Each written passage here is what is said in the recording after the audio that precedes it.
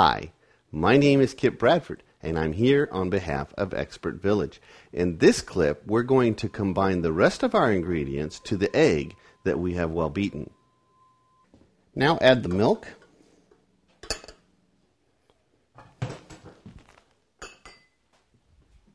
flour,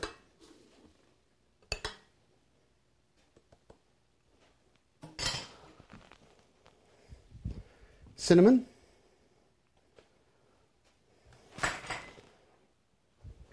and vanilla extract.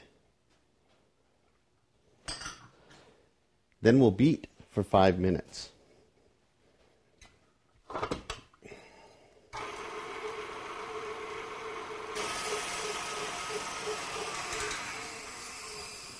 At this stage, it should be smooth, bubbly, smooth, but fairly thin. Now I like to take 1 teaspoon of melted butter and just add it right at the end. Beat that in.